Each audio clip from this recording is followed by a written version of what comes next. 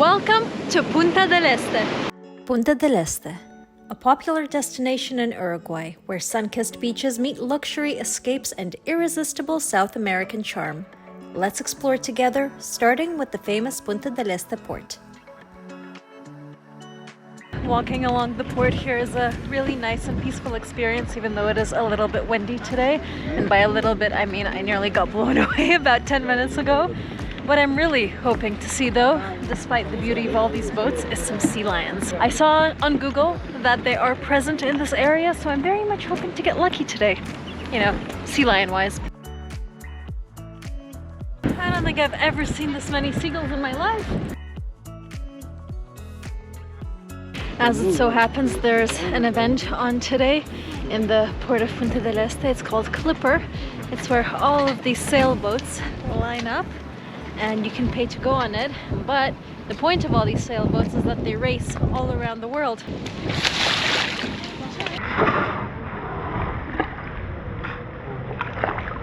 I can't believe I saw that.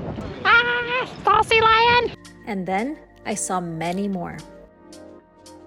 This area, I have to admit, is really nice. I wasn't expecting it to be so nice because the pictures online look a little bit underwhelming, but being here, you kind of just feel a lot more relaxed than you would in, let's say, Buenos Aires, which is where I came from. People are just taking things easy here. Everyone's chilled, everyone's relaxed. It's a weekend, so there are a lot of families out. I know that this place doesn't exactly have as many touristy things to do as somewhere like Buenos Aires. It's more about just experiencing the vibe and exploring the nature. A short drive away from the port is the famous sculpture that's defined the place since 1982. Driving through some of the residential areas now to get an idea of what the big houses here look like. And honestly, they are very, very, very nice. Quite spectacular, actually. That's something that I didn't read about, and when coming here, I didn't really think to look out for it. But now that I'm here, I see that people can have a really, really nice lifestyle, especially in the summer. The other thing is there's so many pine trees in the area. The smell is really overpowering. Even with the windows only open about that much, you can really feel the pine smell coming through. It smells like a overpowering candle all around the residential area of Punta del Este.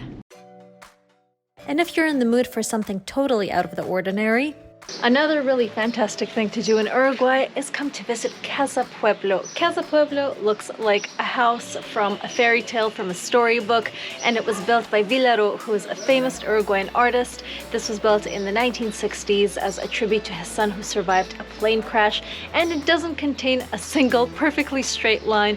It's all very curvy. Actually reminds me of Gaudi, the architect that built a lot of famous buildings in Barcelona. And coming here, you can see a museum, you can see the outside of the building, and you can admire the picture-perfect views of the ocean.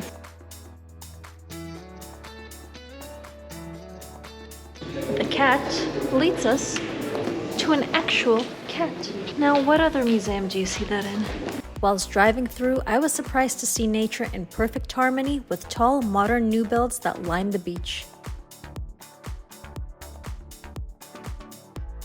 So after crossing what could possibly be the weirdest bridge you've ever seen, you will enter into La Barra, which is the area just east of Punta del Este. A lot of people have recently moved from Punta del Este into La Barra, so that's the way that it's been expanding. And then after La Barra, you're going to go into Jose Ignacio, which is where the hotel that I've picked for tonight is.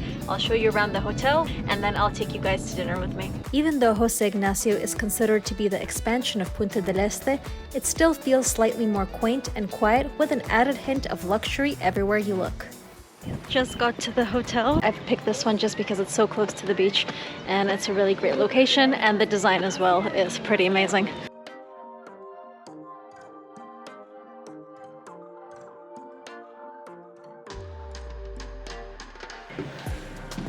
Oh wow. Okay, first things first, walk-in wardrobe. Check this out. Wow, I wish I had more clothes with me. I only have one tiny little suitcase as usual. Ooh, what a stunning bathtub. Come. Ooh, open shower.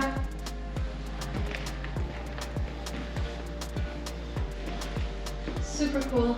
But my favorite part is obviously this. Wow.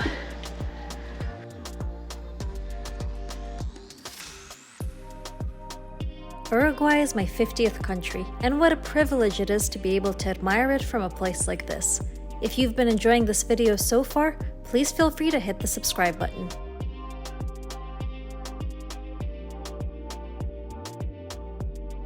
And this is the single best way you can start your morning in this part of the world, with a relaxing walk along the ocean.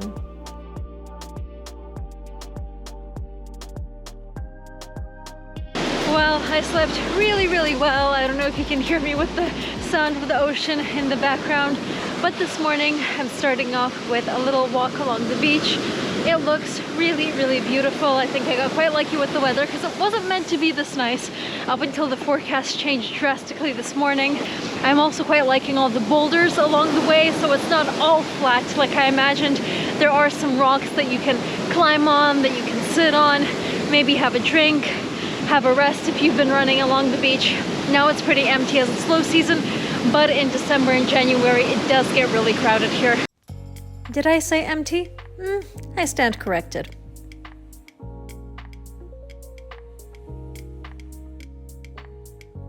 Another thing that I'm noticing that is pretty surprising is the amount of sea snail eggs that are just scattered along the beach. There are hundreds of them, and I actually thought that they were some sort of kids' toys from far away, and then I took a closer look and I had to Google it because I didn't know, and in fact they are sea snails that populate Uruguay, Argentina, and Brazil, and this is the kind of eggs that they lay. Most restaurants here close for off-season, which is any month except December and January. But this place stays open all year round, as it should, because their dessert is mind-blowing.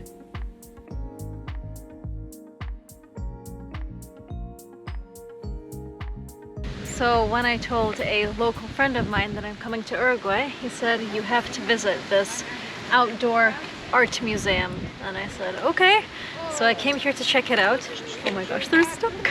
So I came here to check it out, and what I'm looking at now is blowing my mind. It is so futuristic, it is so surreal, and it's not really an art museum. It's more like an art world that surrounds you that you can spend the whole day walking through. It's honestly really, really cool.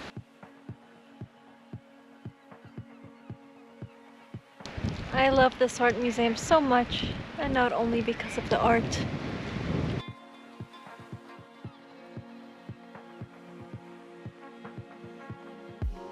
How many people do you think have fallen in there? I have a feeling my cameraman will not be the first.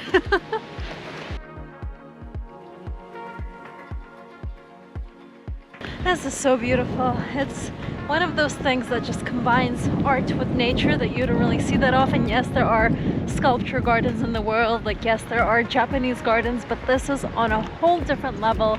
Honestly, the feeling that you get when you're here, for me, is unlike anything I've ever experienced in any art museum anywhere else in the world.